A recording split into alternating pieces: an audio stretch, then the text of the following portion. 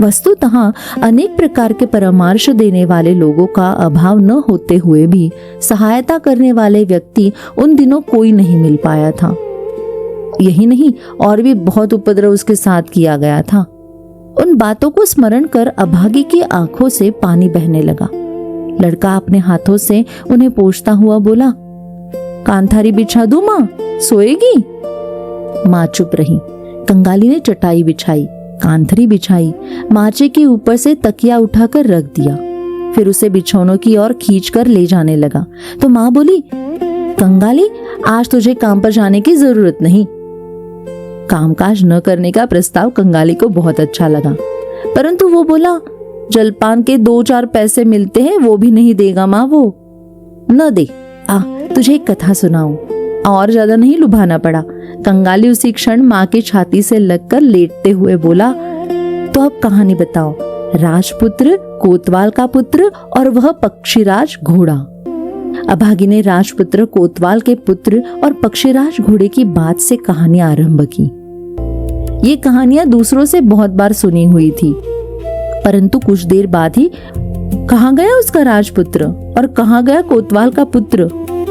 उसने इस प्रकार उपकथा प्रारंभ की कि जो उसने दूसरे से नहीं सीखी थी, स्वयं की ही रचना थी। उसका स्वर जितना बढ़ने लगा, उष्ण रक्त स्रोत जितने द्रुत वेग से मस्तिष्क में बहने लगा, उतनी ही वह जैसे नई नई उपकथाओं के इंद्रजाल की रचना करने लगी। उसका विराम ही नहीं था, विच्छेद ही नहीं था। कंगाली की छोटी सी देह बार बार रोमांचित होने लगी। भय, विस्मय और पुलक से वह जोर से माँ के गले को पकड़कर उसकी छाती से जैसे समा जाने की कोशिश करने लगा।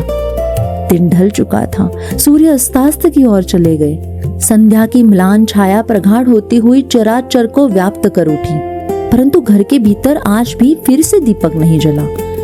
गृहस्थी का शेष कर्तव्य पूरा करने के लिए कोई उठा ही नहीं।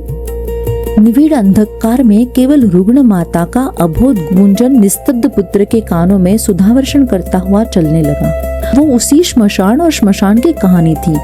वही रथ, वही दोनों रंगे हुए पांव, वही उसका स्वर्ग जाना। किस प्रकार शोकार्त पति ने अंतिम पद धूलि देकर रोते हुए विदा ली, किस प्रकार हरिध्वनि करते हुए लड़की माता को ढोते हुए ले गए। उसके पश्चात संतान के हाथ की अग्नि, वह अग्नि केवल अग्नि ही नहीं कंगाली, वह तो साक्षात हरि स्वरूप थी।